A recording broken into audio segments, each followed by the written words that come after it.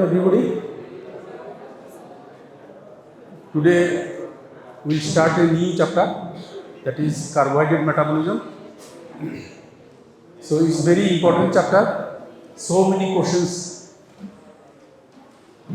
are possible from this chapter. Okay. So listen it carefully. Otherwise, in every topic, there is a possibility of confusing the thing. Okay. And so far we have seen that carbohydrate, after digestion and absorption, it produces simple carbohydrate glucose predominantly. Okay. We know that the light is the ultimate source of all biological processes, and it is the green plant that synthesizes glucose using light, carbon dioxide and water.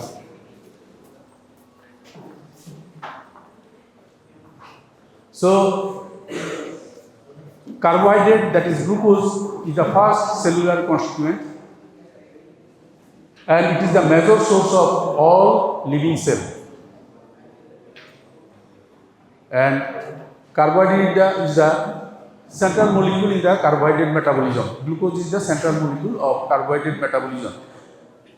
See, we higher animals, we cannot synthesize energy.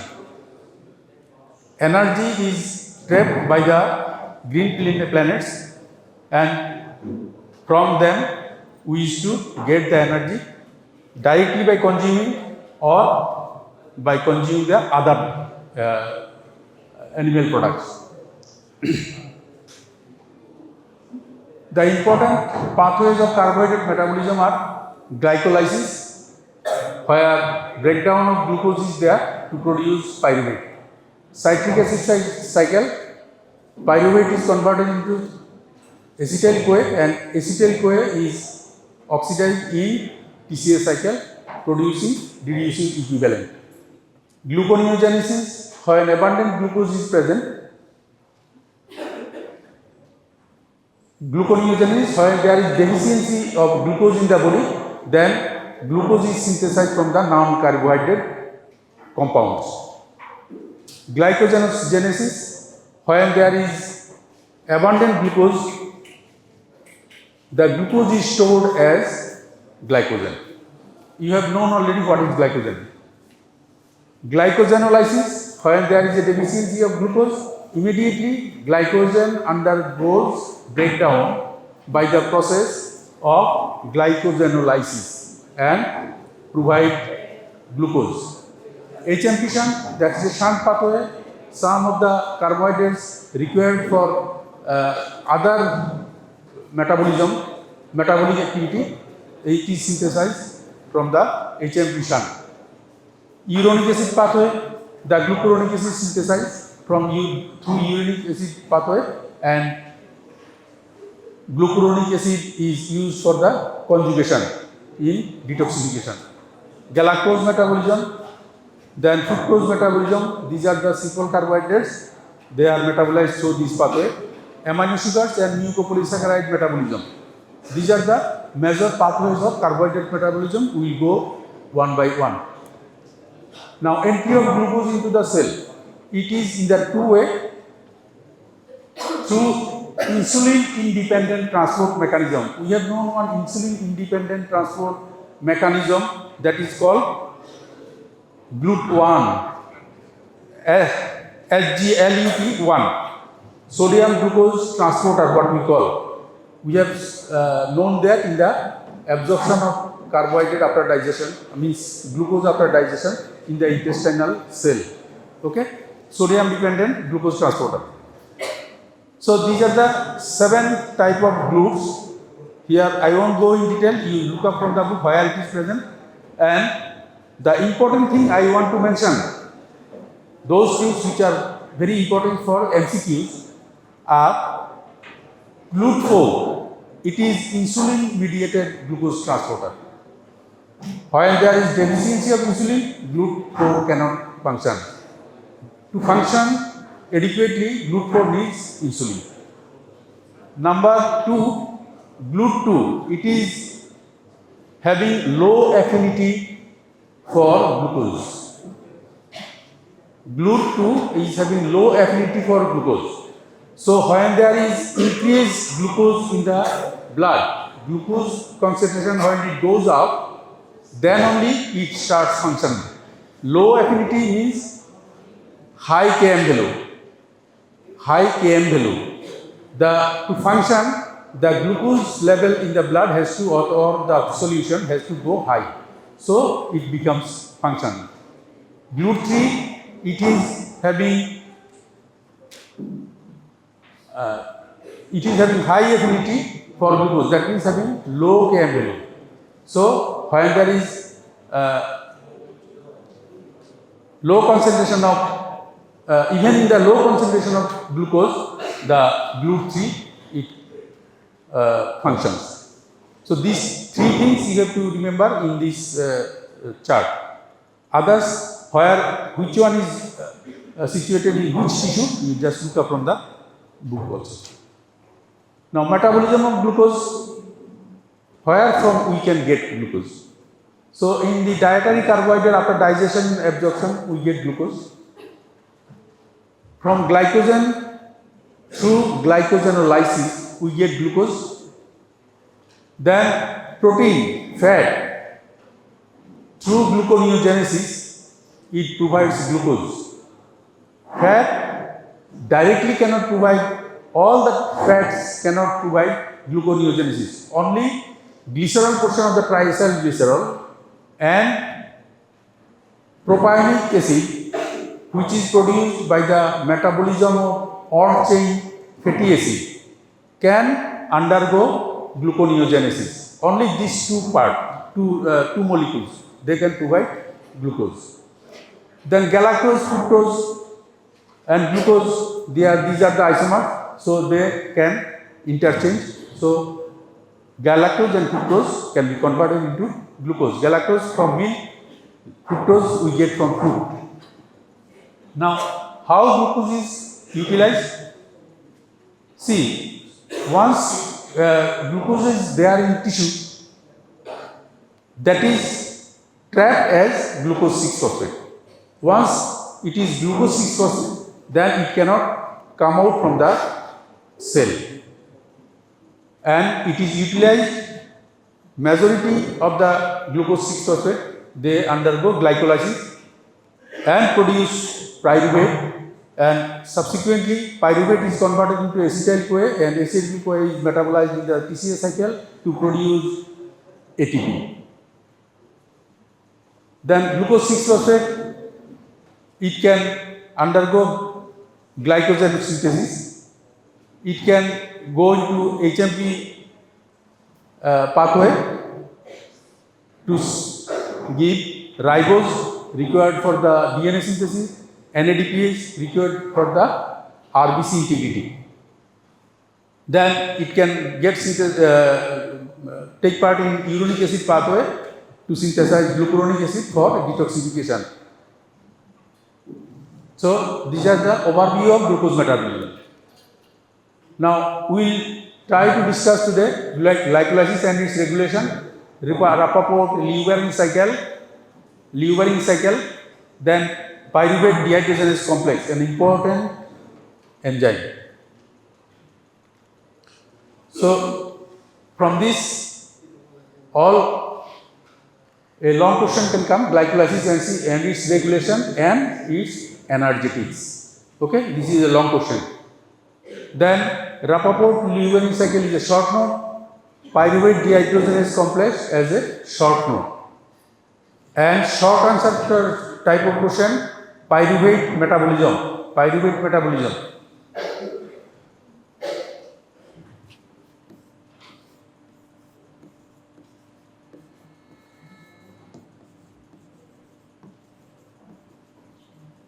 Pyruvate metabolism.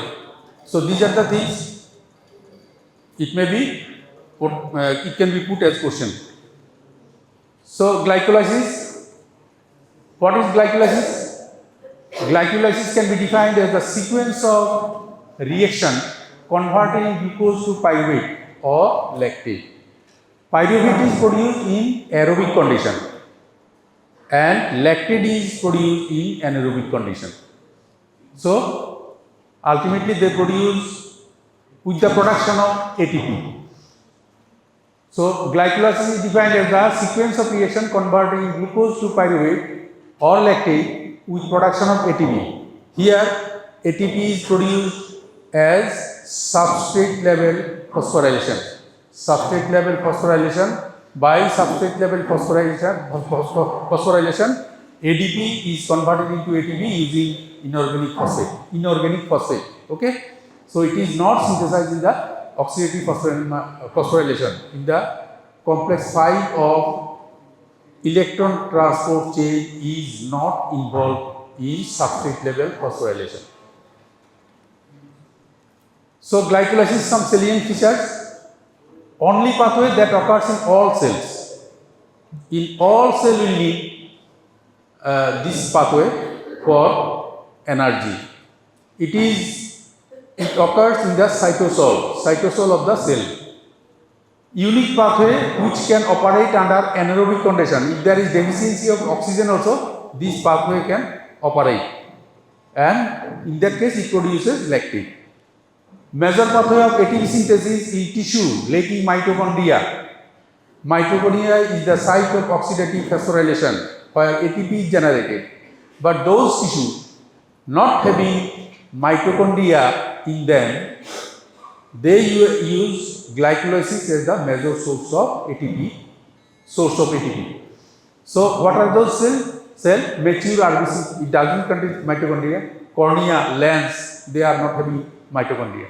So they use this glycolysis as their source of ATP synthesis. Anaerobic glycolysis forms major source of energy for muscle, strenuous exercise. When there is not adequate supply of oxygen, then muscle will start using glycolysis as source of energy, as ATP. Preliminary step for complete oxidation of glucose. Complete oxidation of glucose will produce 7 ATP or in 7 ATP aerobic condition or 5 ATP anaerobic condition. So glycolysis is the preliminary part. After glycolysis it has to undergo again TCA cycle. So glycolysis is the first part for complete glucose oxidation. Provide carbon skeleton for non-essential amino acids and glycerol part of the fat. So glycerol is synthesized from the glucose and their fatty acids are tagged to produce triacylglycerol. Okay.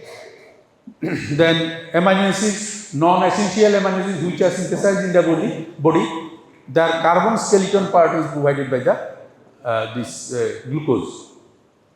Many reactions are reversible and used for gluconeogenesis.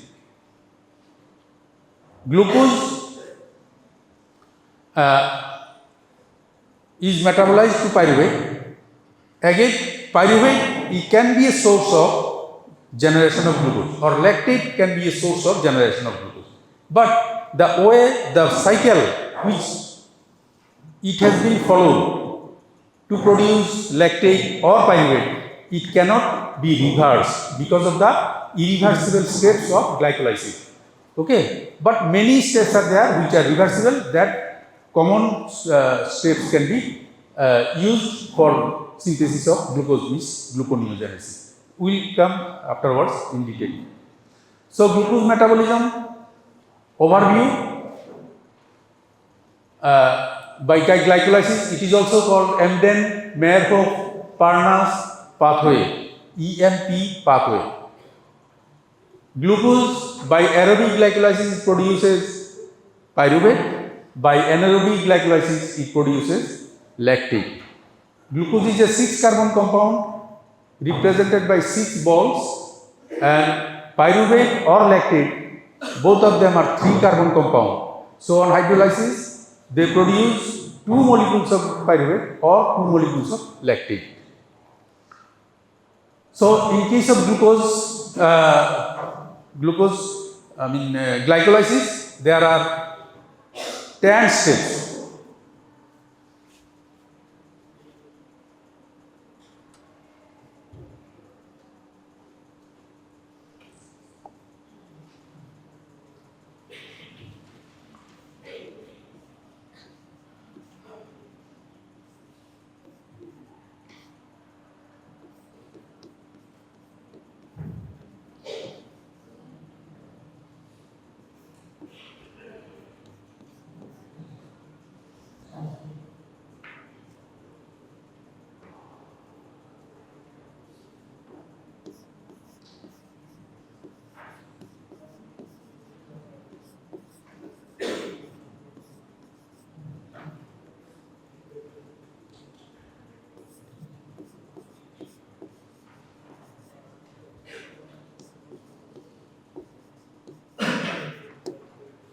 So this is the mnemonics of intermediates of glycolysis. Okay. Now good girlfriend, feel 3-pack, 2-pack daily and play piano. Okay. So we'll start from glucose. First is glucose. In short, I will write glucose.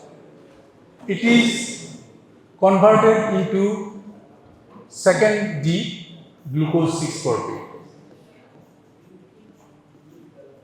Glucose 6-phosphate. Okay.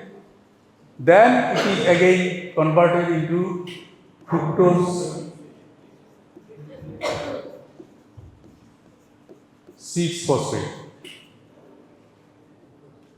Fructose 6-phosphate is isomerized into glucose 6-phosphate is isomerized into fructose 6-phosphate, again phosphorylated to fructose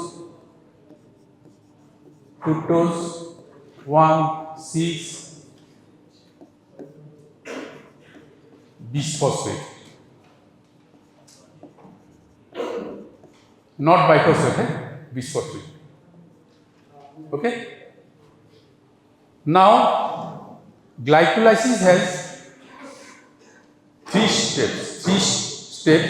One is energy investment step, another is cleavage, and third is energy generation stage. So this is the first stage,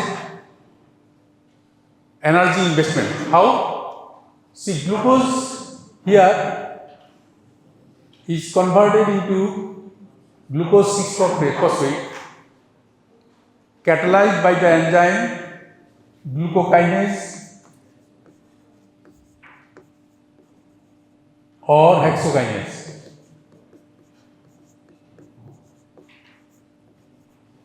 Glucokinase acts only on glucose. Hexokinase acts on any type of hexoses. It can act on glucose, fructose and galactose. Any type of hexose, it can mannose, it can act. So it produces glucose 6-phosphate utilizing ATP. Energy consumption is there. ATP as source of phosphate, ATP is converted into ADP. This is a kinase. Whenever there is a kinase, remember it will need magnesium. Every kinase reaction. So there is requirement of magnesium. Okay.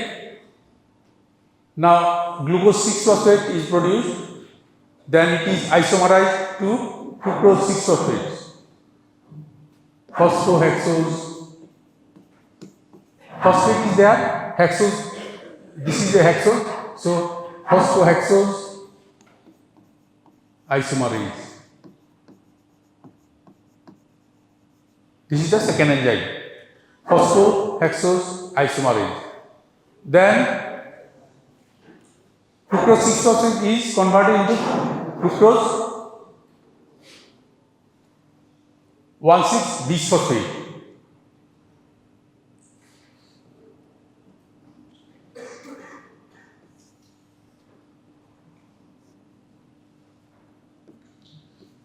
Here again we need ATP. ADP, magnesium, and the enzyme is phosphofructokinase 1. This is also a kinase. Okay, kinase, phosphofructokinase,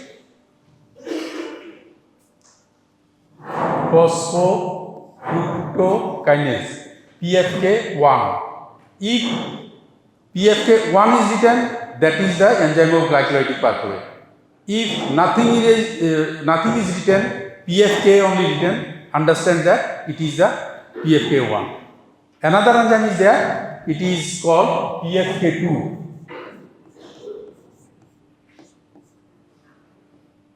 PFK2. Okay, that also acts on this fructose, this 1,6-bisphosphate, but it produces fructose 2,6-bisphosphate.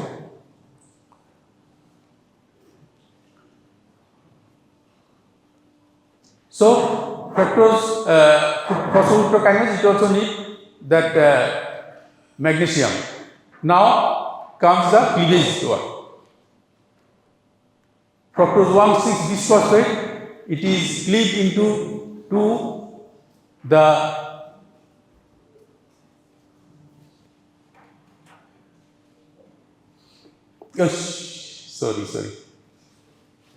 fructose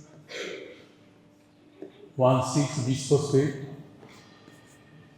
is cleaved into dihydroxy acetone phosphate and glyceraldehyde 3-phosphate. Dihydroxy acetone phosphate and glyceraldehyde 3-phosphate. Okay. Now this dihydroxy acetone phosphate and glyceraldehyde 3-phosphate, these are interconvertible by the enzyme glyceraldehyde 3-phosphate isomerase. Okay, phosphotriose isomerase. These are interconvertible by phosphotriose. These are the trioses, phosphorylated trioses. That's why phosphotriose isomerase. Okay, but as it is an enzyme of glycolysis and we are describing the glycolytic cycle, there has to be a flow of cycle. So always the dihydroxy acetone phosphate, it is to get converted to acetaldehyde or glyceraldehyde 3-phosphate, so that the reaction can go forward. Okay, so shift is there towards the glyceraldehyde 3-phosphate. Now glyceraldehyde 3-phosphate, this is one molecule, this is one molecule. Now it is converted into glyceraldehyde 3-phosphate, so there is 2 molecules of glyceraldehyde 3-phosphate. Okay, then there is shifting of now glyceraldehyde 3-phosphate is converted into 1,3-bisphosphoglycerate. 1,3-bisphosphoglycerate. 1,3-bisphosphoglycerate. Okay. Now it is here.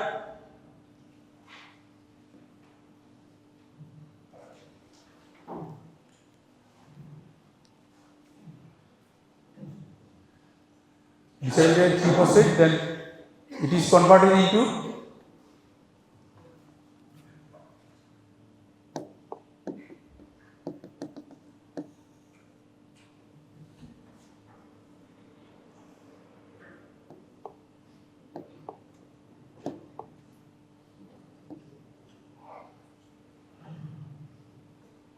glyceraldehyde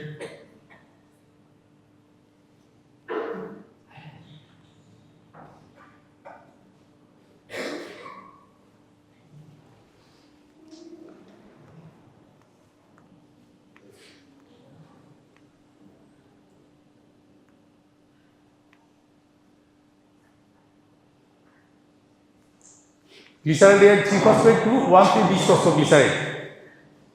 And one molecule of inorganic phosphate is required. The enzyme is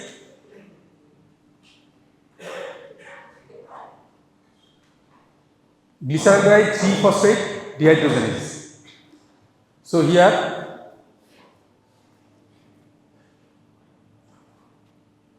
1,3-bisphosphoglycerate. Enzyme is glyceraldehyde 3-phosphate dehydrogenase.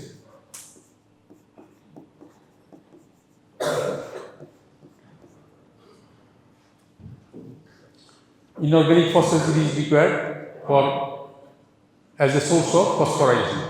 So in the first position, the phosphate group is added. Now, this 1,3-bisphosphoglycerate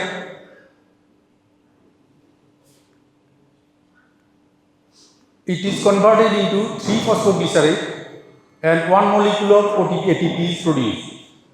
The first phosphate group from the first carbon, it is incorporated in ADP to produce one molecule of ATP. So this is the energy generation phase. Enzyme is phosphoglycerate kinase. Now, in third position, one phosphate group is there in phosphoglycerate, 3-phosphoglycerate. That group, phosphate group is shifted to the second position. There is isomerization mutase. Shifting of the group from the third to second position, the enzyme is phosphoglycerate mutase. Mutase causes shifting of the group in the molecule, same molecule. So there is shifting of phosphate group from the third position of the 3-phosphoglycerate to the second position. Now 2-phosphoglycerate is converted into phosphoenol pyruvate by enolase, phosphoenol pyruvate. Okay? So phosphoenol pyruvate is a high energy compound.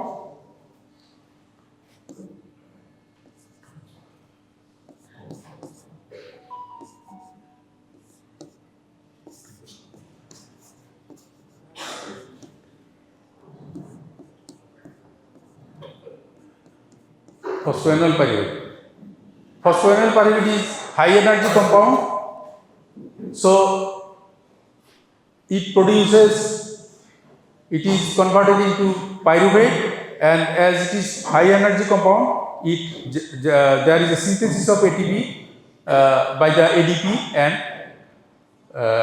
phosphate group from the phosphoenol pyruvate. The phosphate group of the phosphoenol pyruvate is incorporated in the ADP and ATP is synthesized. So resultant product is pyruvate. So here we have seen there are two molecules of glyceraldehyde 3-phosphate, then two molecules of 1,3-bisphosphoglycerate, two molecules of 3-phosphoglycerate, likewise two molecules of pyruvate. So generation of ATP, two ATP will be synthesized here because two molecules of phosphoenol pyruvate is converted into pyruvate. Again here also two molecules, all are two molecules. So ATP also generated are two. Okay. Then ultimately this pyruvate, it goes to the TCA cycle, it is converted into acetyl-CoA and goes to the TCL cycle and produce ATP reducing equivalent, which undergo oxidation in their oxidative phosphorylation in TCA cycle, electron transport chain and produce ATP. In case of NAD, 2.5, in case of FAD, H2 is produces 1.5 ATP. Now, pyruvate is produced in case of aerobic glycolysis. In case of anaerobic glycolysis, when pyruvate cannot be converted into acetyl-CoA, it is converted to lactate. by the enzyme lactate dehydrogenase, LDH. Okay, lactate dehydrogenase. Now, lactate dehydrogenase, it requires NAD plus as a coenzyme, and NAD plus is converted into, is reduced to NADH plus H plus. Okay. Now this has a significance because we know that there is inadequate oxygen supply here. So this glycolysis is the source of ATP in that case. In strenuous exercise of the skeletal muscle, they need energy, and energy is derived by the glycolytic pathway. But as there is no oxygen, this pyruvate cannot be converted into acetyl-CoA, take part in the TCA cycle. So it has to be removed. So it is converted in that case to lactate. But here significance of this step is it produces NADH, which is utilized in the 6th step of the glycolysis. In glycerol conversion of glyceraldehyde 3-phosphate to 1,3-bisphosphoglycerate, it needs NADH. No? So where from this NADH will come?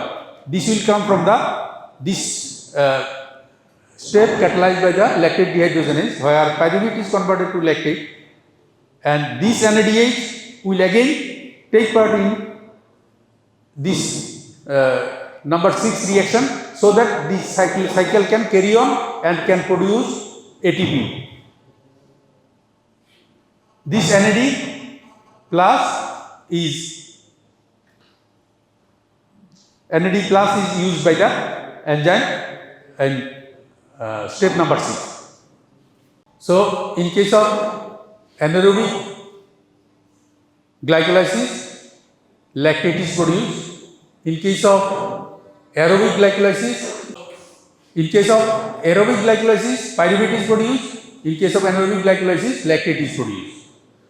So here in this step we have used 2 molecules of ATP. Now glucose is cleaved into 2 molecules of glyceraldehyde 3-phosphate. Then each 1 molecule will produce 1 NAD and 2 ATP. So likewise 2 pyruvate, to synthesize 2 pyruvate, there will be 4 ATP synthesis and 2 NADH synthesis. This will take part in its electron transport chain to produce 5 ATP. No? So here we have got 4. Here we have got 5. Total number of ATP synthesized 9. No? But we have consumed 3 ATP, 2 ATP in the beginning. In activation of the, in case of formation of glucose 6-phosphate and formation of fructose 1,6-bisphosphate. So we have consumed 2 ATP. So net gain is 7 ATP. So in case of aerobic glycolysis, we get 7 number of ATP. And in case of anaerobic, this NADH, it is used in this NADH is used in that used by the lactate dehydrogenase, so it is not taking part in the electron transport chain. So in that case, we will get 5 ATP less.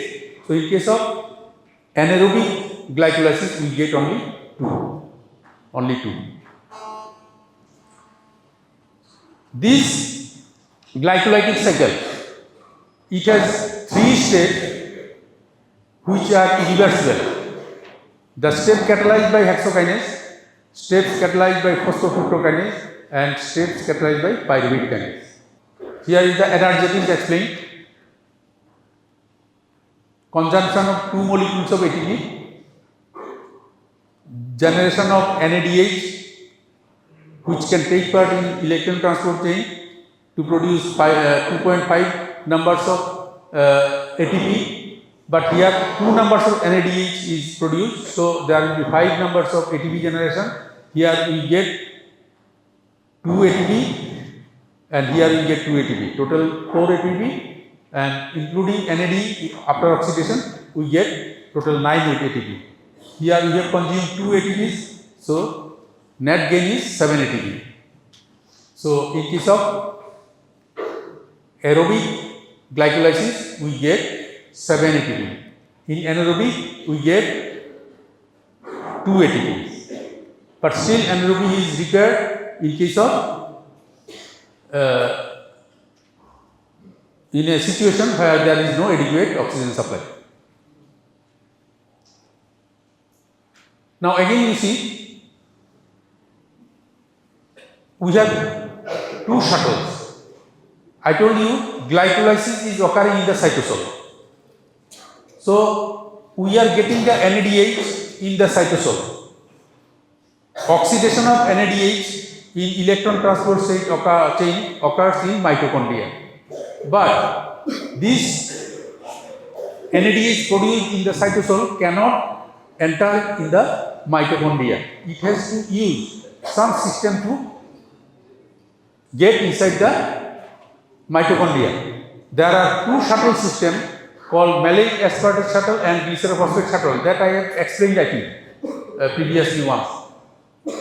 Malate-Aspartate shuttle it is used by the heart, liver and kidney, and Glycerol-Phosphate shuttle it is used by the skeletal muscle and brain. Okay. This is the Glycerol-Phosphate shuttle. Here what happens? NADH from the cytosol, the dihydroxyacetone phosphate is converted into glycerol 3-phosphate.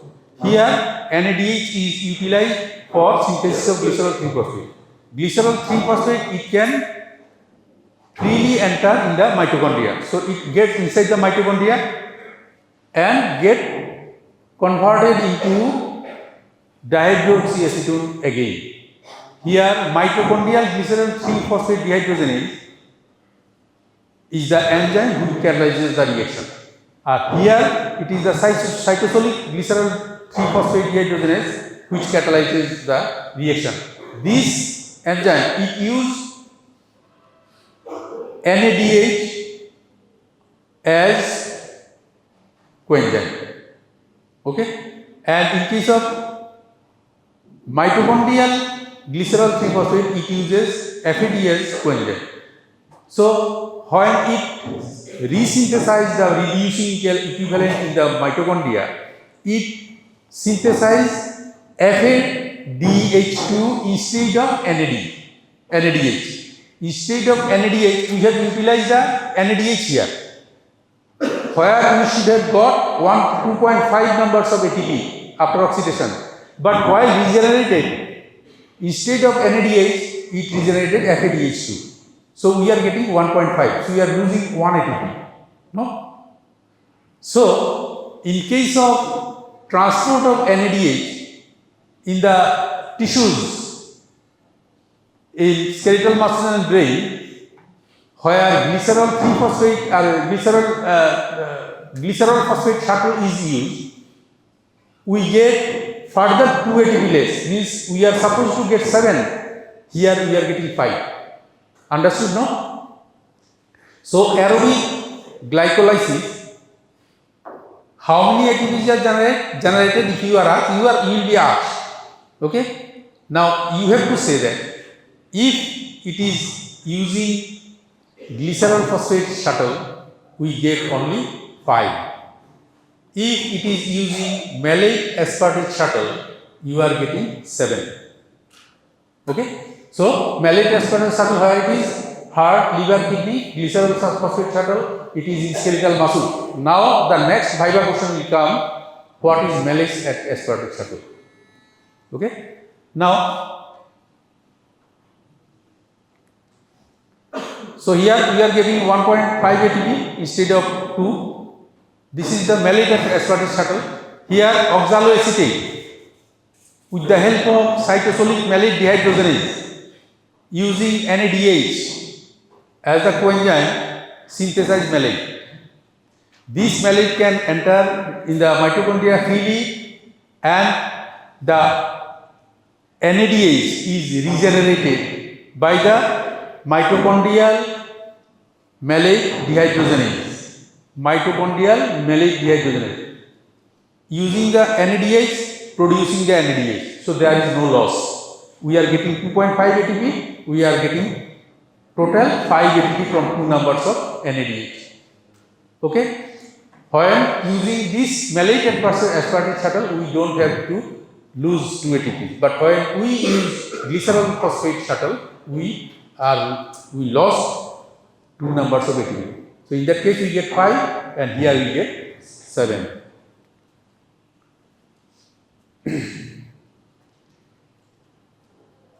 So it is explained here. Total number of ATP gain in malate-aspartate shuttle 7. Total number of ATP gain in Glycerol-Phosphate shuttle 5. Don't forget. Of glycolysis. There are 3 enzymes. One is glucokinase or hexokinase catalyzed reaction.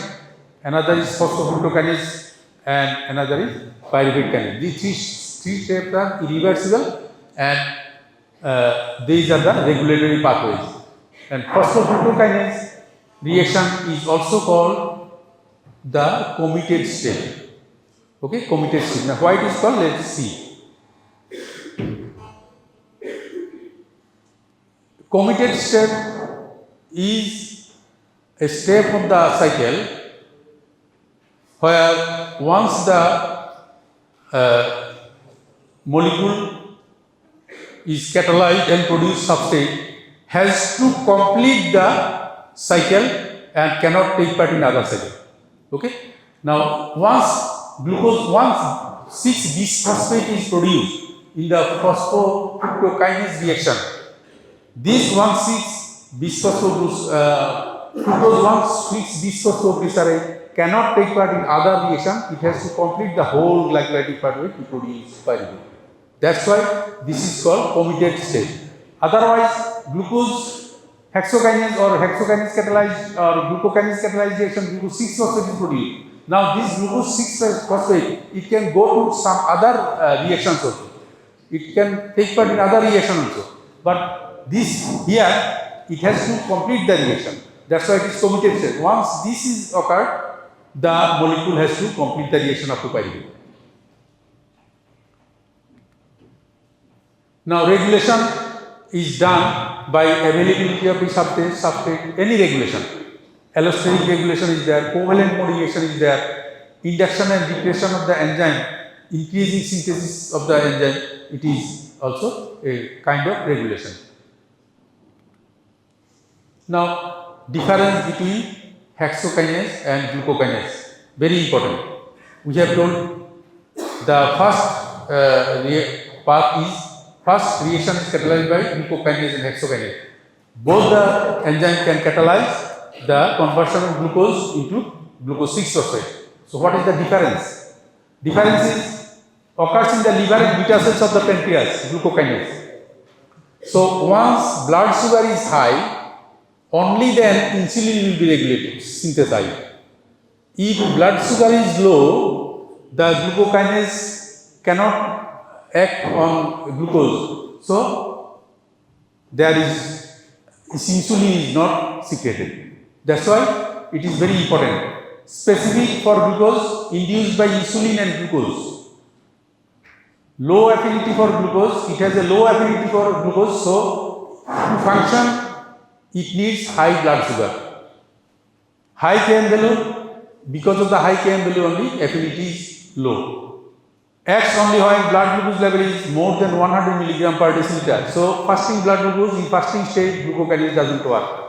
Prevents hypoglycemia in post-absorptive phase. Suppose you have taken something. Okay, now insulin is secreted. For secretion of insulin, this glucokinase has a role.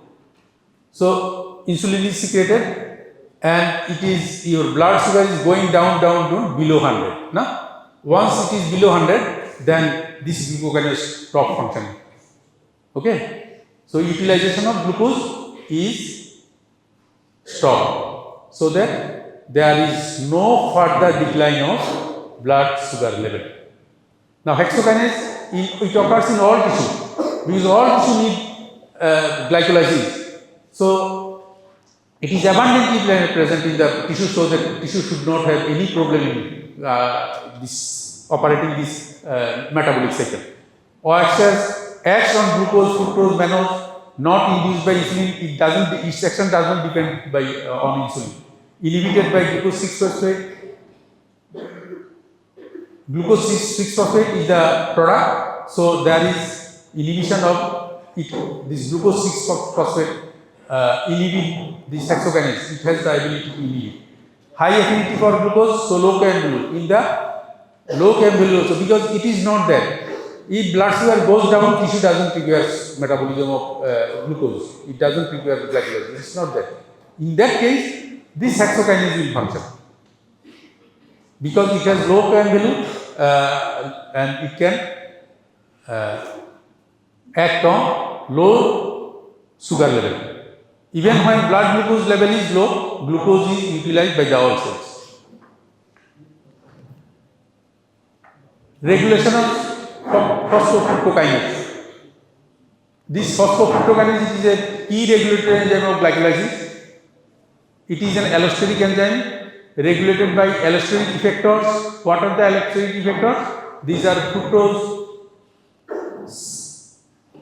Allosteric effectors means it can reduce also, it can increase also the function of the enzyme. Activators will increase and inhibitors will decrease the function. So activators, which are activators? Fructose 2,6-bisphosphoglyceride, fructose 2,3-bisphosphoglyceride, 2,6-bisphosphoglyceride and AMP. Allosteric inhibitors, ATP, citrate, acidic pH means hydrogen ion, increase hydrogen ion concentration, and it is again regulated by covalent modification. So,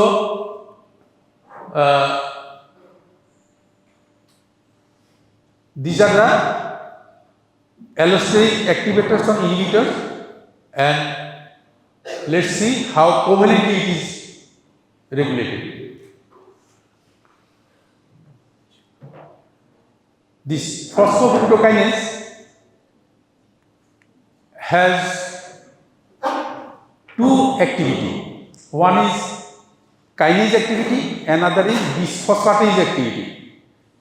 It is the only one enzyme having two different functions. Okay? It has only one. It is only a single enzyme having two different functions in different sites. It is active, the phosphofructokinase activity is active when it is in dephosphorylated state, and phosphatase activity is active when it is phosphorylated form. So, in case of well-fed state, there is secretion of insulin. Insulin causes dephosphorylation of the enzyme by activating protein phosphatase. Okay. So, protein phosphatase will remove, if there is any phosphate, it will remove the phosphate from the enzyme. That means it will cause dephosphorylation. So, it is when dephosphorylated, it becomes active.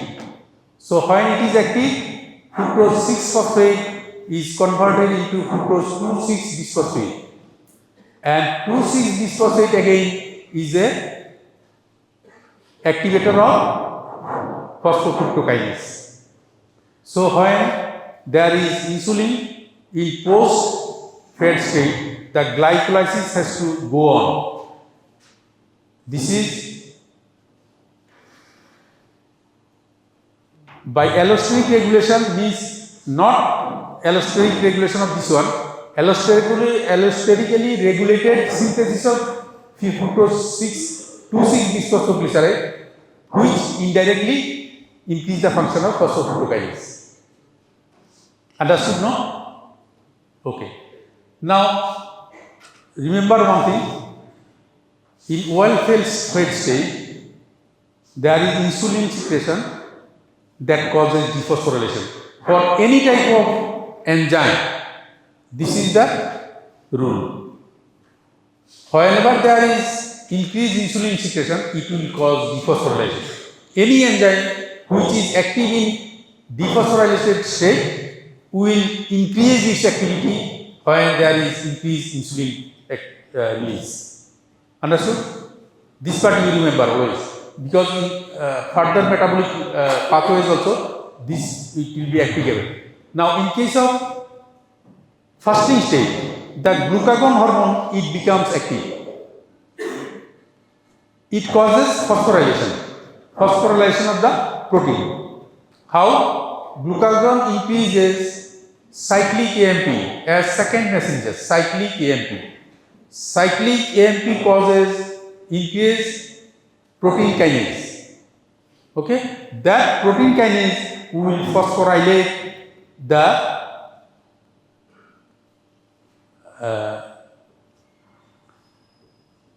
enzyme. Okay? So, this phosphorylated form of the enzyme is active. This one, fructose 2,6-bisphosphatase. 2,6-bisphosphatase is active in phosphorylated form. So, once it is phosphorylated in fasting state by the enzyme glucagon, it becomes inactive because this enzyme has two sites, same enzyme, two sites. So, phosphorylation of this will inactivate this one but activate this one. So, once it is activated, fructose 2,6-bisphosphate is catalyzed. It will catalyze the conversion of phosphate 2,6-bisphosphoglycerate into fructose 6-phosphate. Fructose 2,6-bisphosphate to fructose 6-phosphate. Okay.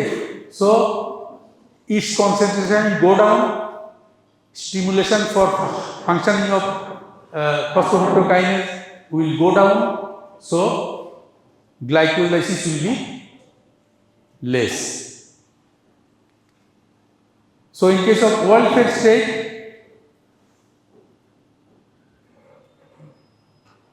glycolysis is favored due to the dephosphorylation of this phosphofructokinase causing increased concentration of fructose 6-phosphate, which is a positive activator of phosphofructokinase. So, in oil-fed state, glycolysis is favored.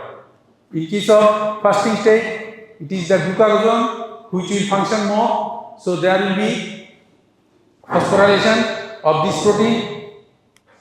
It becomes inactive.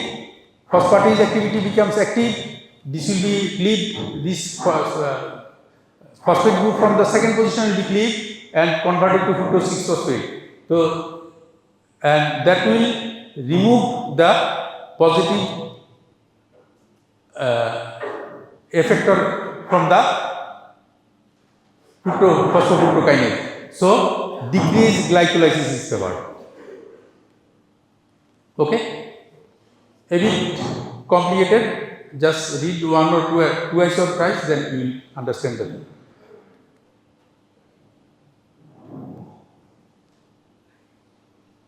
Now, in case of pyruvate kinase, the fructose 1,6-bisphosphoglycerate, it feeds forward regulation. Once fructose 1,6-bisphosphoglycerate is produced in the committed state, then what it does? It causes positive regulation of pyruvate kinase, so that forward reaction continues. So, this is feed forward regulation by the fructose 1,6-bisphosphate. And ATP, it inhibits the pyruvate kinase. Allosteric, and in case of covalent modification, what happens? Here, Pyruvate kinase also, it is active in dephosphorylated state and inactive in phosphorylated state. It is a symbol of phosphorylation. Okay. So what happens in glucagon? It activates adenylyl cyclase. ATP is converted to ALP. Inactive protein kinase is activated to active protein kinase. Now ATP, phosphate from ATP is transferred to the pyruvate kinase, causing phosphorylated pyruvate kinase, making it inactive. Okay. So inactive, and in this way, in case of fasting state, the glycolysis is not favored by glucagon. Okay, but in case of insulin, just opposite.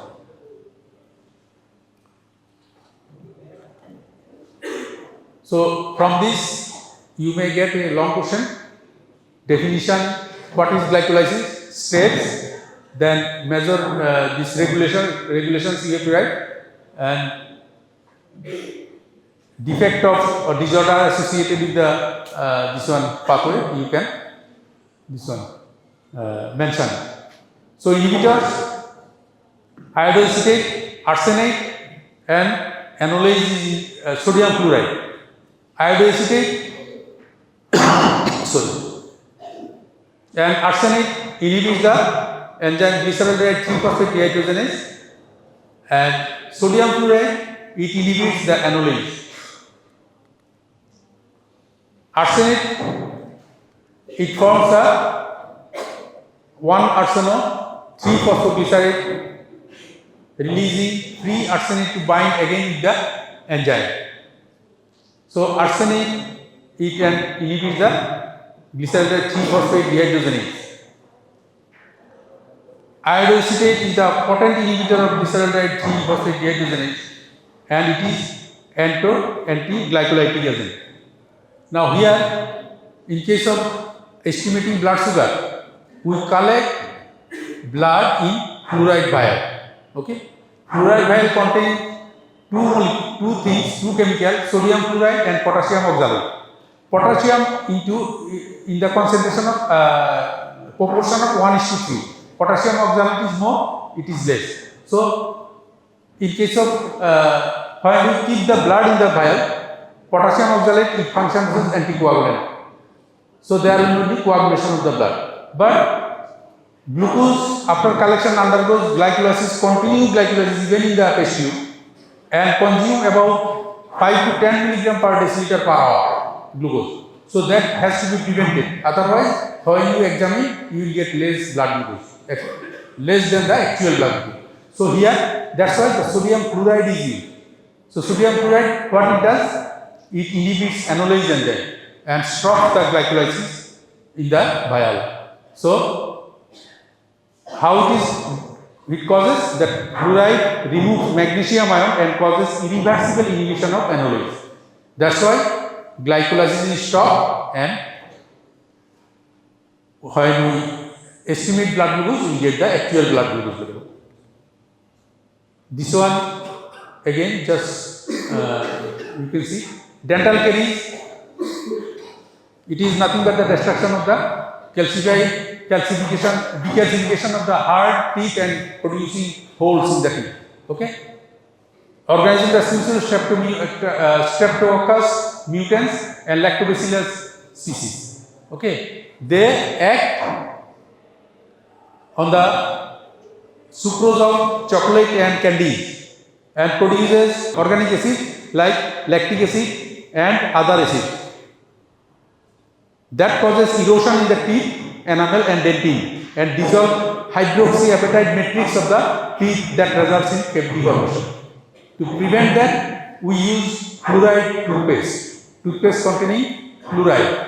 How it is? When applied topically, can inhibit enzyme anolysis and reduces glycolysis, thus tooth decay also prevented. How? Anolysis, if it is inhibited, then it cannot produce glycolysis. So pyruvate is not produced, and pyruvate cannot get converted into lactic. lactic acid. So here we block. Okay. So using fluoride toothpaste, we can prevent formation of